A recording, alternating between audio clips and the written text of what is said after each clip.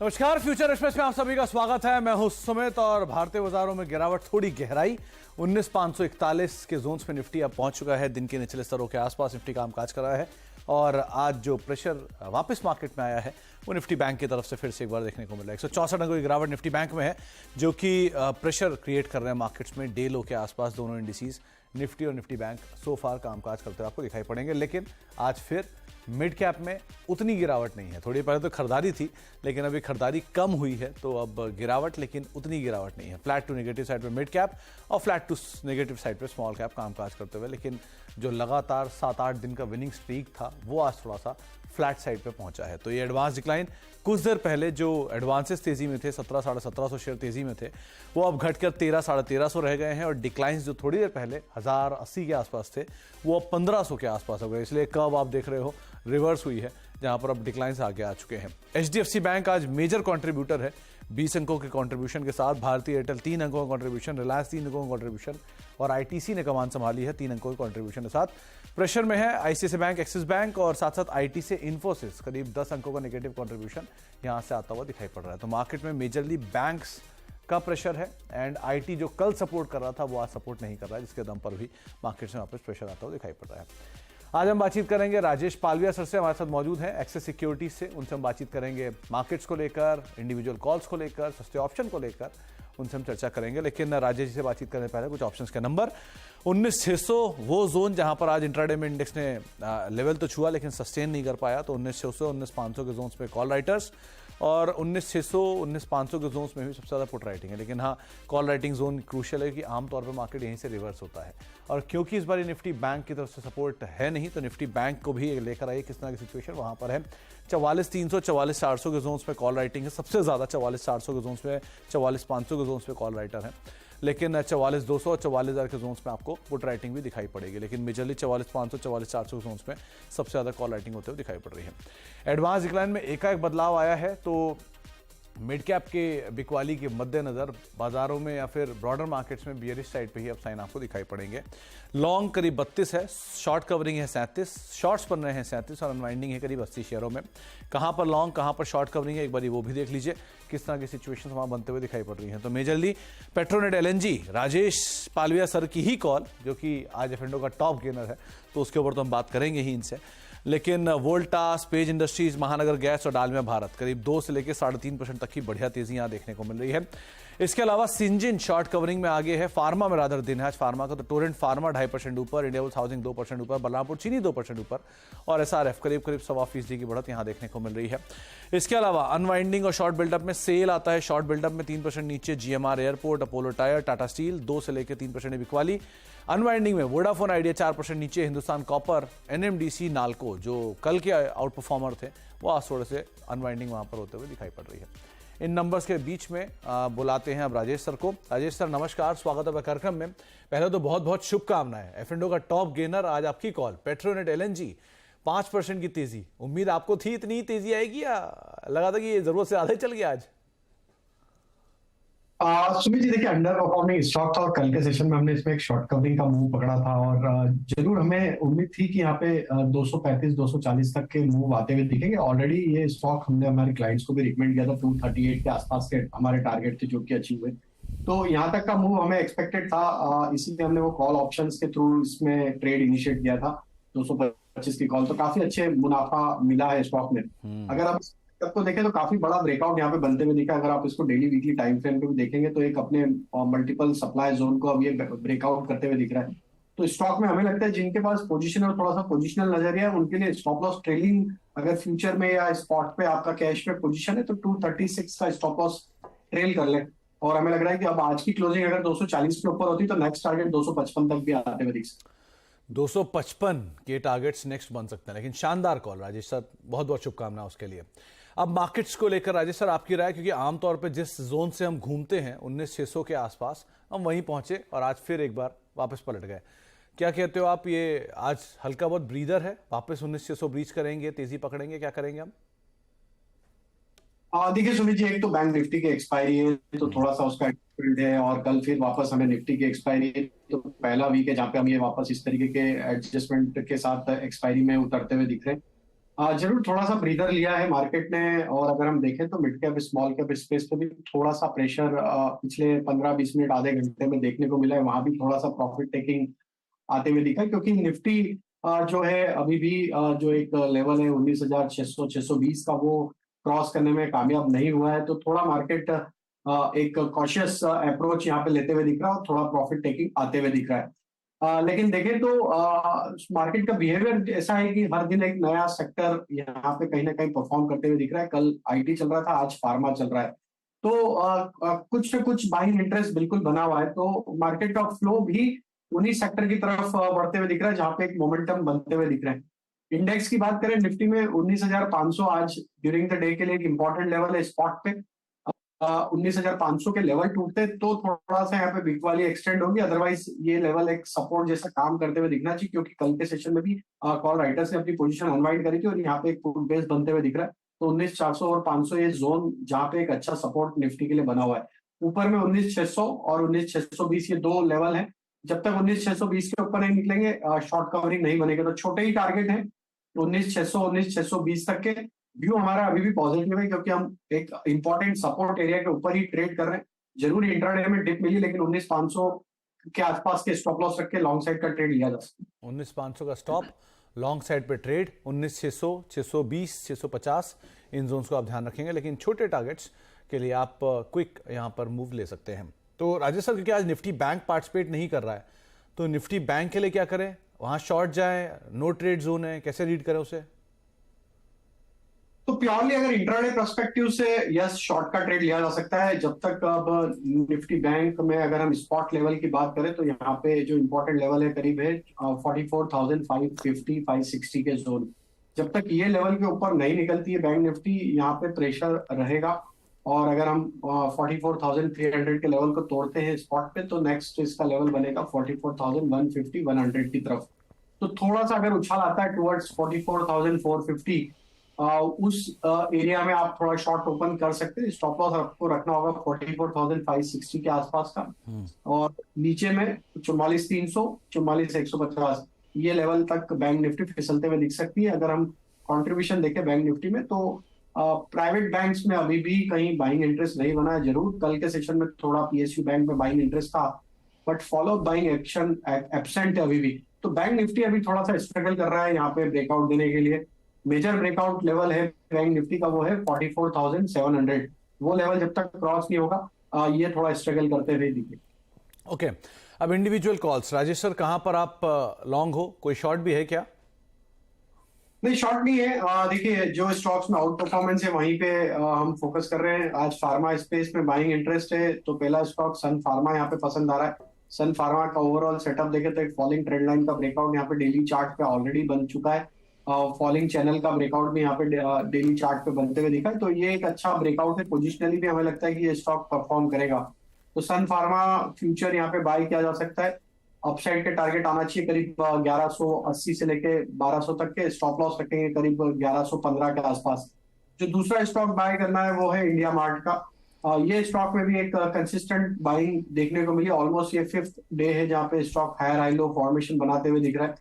जिस तरीके के यहाँ पे लॉन्ग बिल्टअप कल के सेशन में बने थे, आज फॉलोअप बाइंग एक्शन है। तो इंडिया मार्ट को यहाँ पे बाय किया जा सकता है। अपसाइड के टारगेट हमें लगता है यहाँ पे जो आ सकते हैं करीब 3350 से लेके 3380 तक आते हुए दिख सकते हैं। स्टॉप लॉस होना चाहिए करीब 3210 के आसपास। जो तीसरा स्टॉक यहाँ पे बाय करने की सलाह है वो है मैकडॉवेल यूनाइटेड स्पिरिट का। ये स्टॉक में भी एक बाइंग इंटरेस्ट आज के सेशन में बना है। निचले स्तरों से स्टॉक में एक अच्छी बाइंग इंटरेस्ट यहाँ पे आज के सेशन में बनी।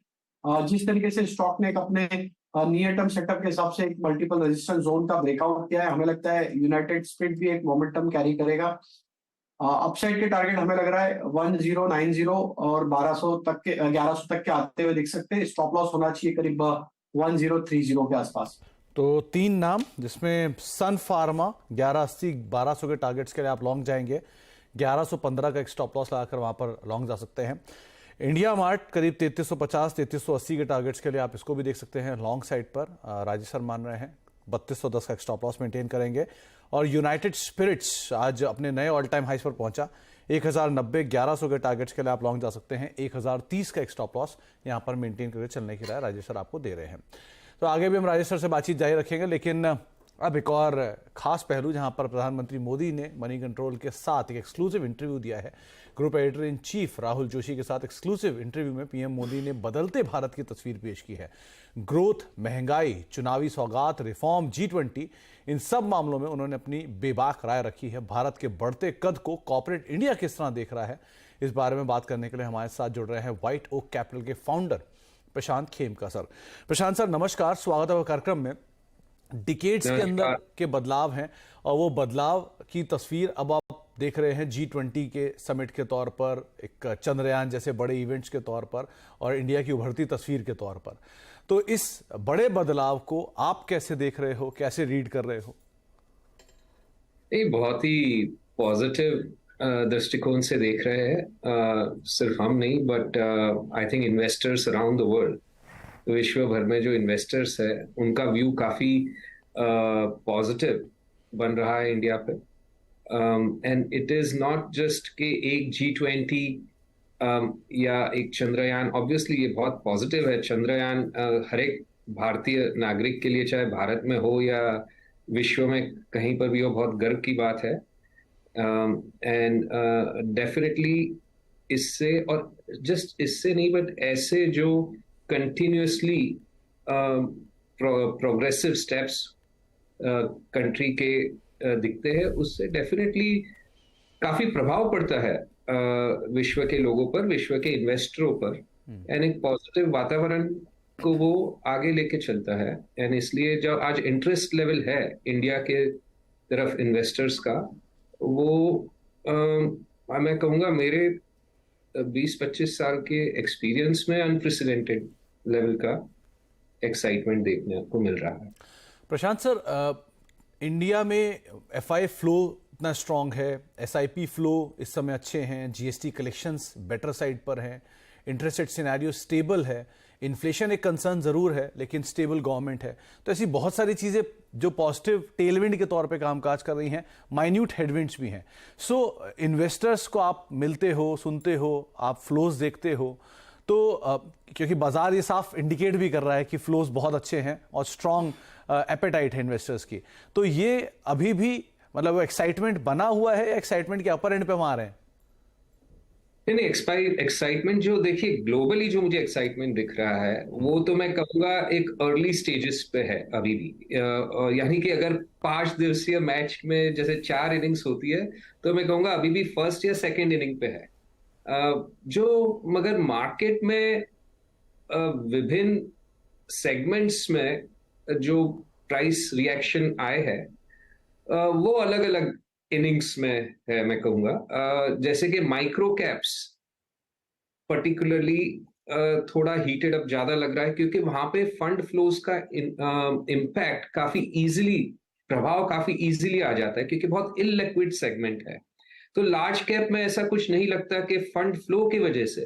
तो देखिए, एक तो भाव जो होते हैं, स्टॉक प्राइसेस जो होते हैं, अपने स्वाभाविक फंडामेंटल्स की वजह से वो ऊपर नीचे मूव हो रहे हैं, वो एक अलग बात है। पर जो प्राइसेस अगर फंड फ्लो के प्रभाव से ऊपर नीचे होते हैं, वो एक थोड़ा उसमें सावधान बरतने की जरूरत है। और वो आज मैं थोड़ा micro cap and small caps में जरूर ऐसा प्रतीत हो रहा है कि जो हैवी इनफ्लोज हो रहे हैं, पर्टिकुलरली जो डोमेस्टिक इनफ्लोज आ रहे हैं, ज्यादातर प्रिडोमिनेंटली स्मॉल कैप्स में आ रहे हैं। एंड वो जो फंड्स है वो उसे स्मॉल एंड माइक्रो कैप्स में इन्वेस्ट कर रहे हैं। ऑब्वियसली जो इंडिविजुअल इन्वेस्टर्स होते हैं वो भी आम तौर पर स्मॉल माइक्रो कैप में ज्यादा आकर्षित होते हैं, तो उनका भी प्रभाव है। तो वहां पे एक सावधानी बरतने की बिल्कुल जरूरत है। वो मैं कहूंगा 4th इनिंग्स में लग रहे हैं, फाइनल डे पे लग रहे हैं।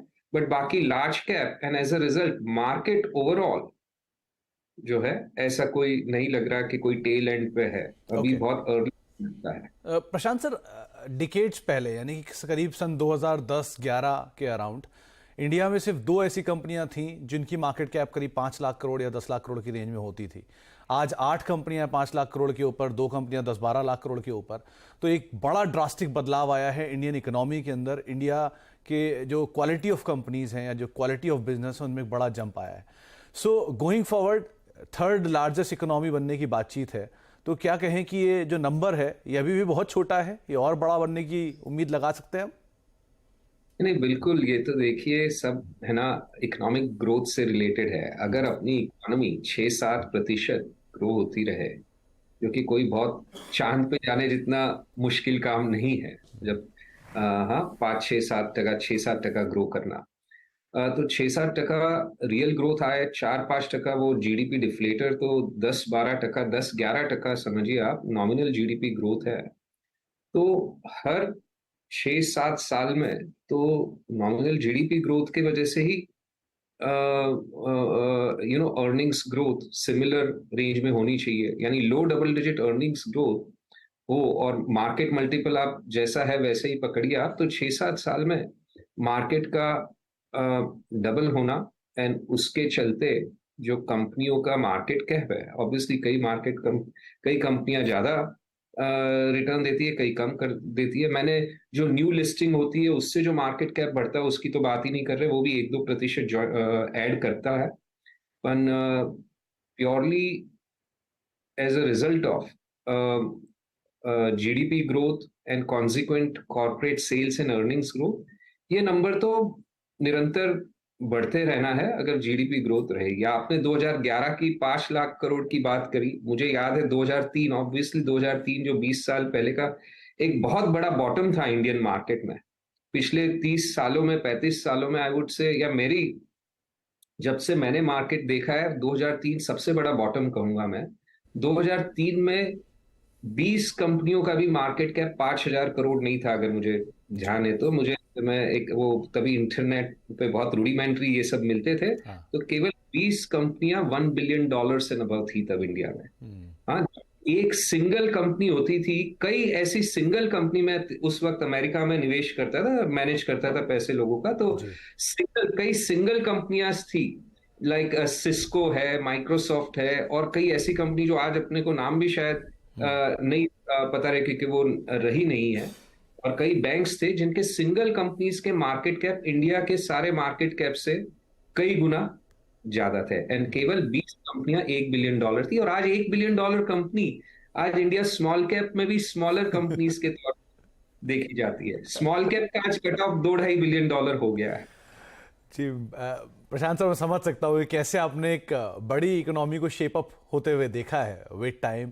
कहाँ वो we are living in a generation which is very unique in that sense. India के जो प्रगति में अगर आप देखो तो अपनी जनरेशन उस ढंग से बहुत फॉर्चुनेट रही है कि ये ट्रांसफॉर्मेशन जी अपने देख पा रहे हैं। चलिए, बहुत बहुत शुक्रिया प्रशांत सर, समय का अभाव वरना आपसे और बात करते हैं, लेकिन बहुत बहुत शुक्रिया हमसे बातचीत करने के लिए। बहुत बहुत धन्यवाद और समय में देने के लिए। मार्केट्स पे वापस लौटते हैं। करीब करीब प्रेशर तो मार्केट्स में बना हुआ है 22-23 अंकों का। एक ब्रेक का वक्त हो गया, ब्रेक के बाद लौटेंगे। हमारे साथ राजेश सर बने हुए हैं, उनसे हम एक सस्ता ऑप्शन आइडेंटिफाई करवाते हैं, पेट्रोनेट LNG टाइप। छोटा से ब्रेक के उस पार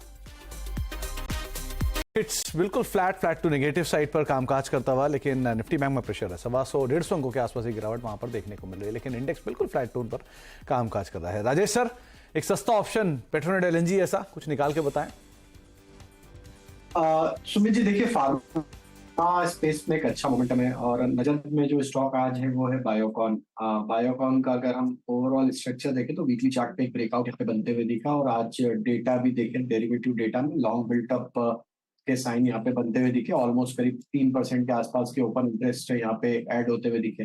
बायोकॉन में 270 की स्ट्राइक का कॉल ऑप्शन बाय करने की सलाह, जो कि ₹9.5 के आसपास अभी ट्रेड कर रहा है, इसमें बाय करने की सलाह। और हमें लगता है बायोकॉन का ये मोमेंटम अब, क्योंकि अगर देखें तो जो गिरावट हुई थी वो नंबर्स के बाद हुई थी, और ये पूरी रिकवरी यहाँ पे आते हुए दिखी, तो ये मोमेंटम इसका 285 की तरफ बढ़ते हुए दिखना चाहिए। तो इस ऑप्शन के टारगेट हम जो एक्सपेक्ट कर रहे हैं वो आना चाहिए करीब ₹17 से 17-18 रुपए तक की अपसाइड इस ऑप्शन में आते हुए दिख सकती। स्टॉप लॉस जो रखना होगा वो करीब होगा ₹6 के आसपास। तो बायोकॉन का 270 की स्ट्राइक का कॉल ऑप्शन बाय करने की सलाह। कौन 270 की कॉल 17 से 18 रुपए के टारगेट्स के लिए आप इसे देख सकते हैं। 9:30 पे बातचीत शुरू हुई थी, 10 रुपए आ चुकी है और 6 का एक स्टॉप लॉस यहां पर आप मेंटेन करके चल सकते हैं। राजेश सर, ऐसा कुछ खास है क्या? एक तरफ सन फार्मा बायोकॉन, दूसरी तरफ यूनाइटेड स्पिरिट्स। तो देखिए, थीम के साथ ना होगा मार्केट में, इंडेक्स से कंसोलिडेशन में है, लेकिन जो सेक्टर में मोमेंटम है हमें लगता है वो एटलीस्ट 1 से 2 ट्रेडिंग सेशन तो कंटिन्यू रहना चाहिए। इसीलिए आज फार्मा पे फोकस है और ऑलरेडी यहाँ पे नियर टर्म छपे हुए, इसीलिए फार्मा स्टॉक्स पे आज फोकस है। हाँ, लेकिन वो यूनाइटेड स्पिरिट्स भी बीच में आ गया है, तो उसका भी ध्यान रखिएगा 1090 1100 के टारगेट्स के लिए। तो सन फार्मा, बायोकॉन, 2 फार्मा स्टॉक के फार्मा के शेयर और एक यूनाइटेड स्पिरिट्स जो कि अपने नए ऑल टाइम हाई पर है, और इंडिया मार्ट तीसरा नाम जो कि 3380 के टारगेट्स के लिए आप इसे भी देख सकते हैं। बहुत बहुत शुक्रिया राजेश सर हमारे साथ मौजूद रहने के लिए और बाजार पर सभी शेयरों पर बातचीत करने के लिए। एक ब्रेक का वक्त हो गया, ब्रेक के उस पार आशीष वर्मा आपके साथ मौजूद रहेंगे सास बहुर सेंसेक्स लेके। नमस्कार।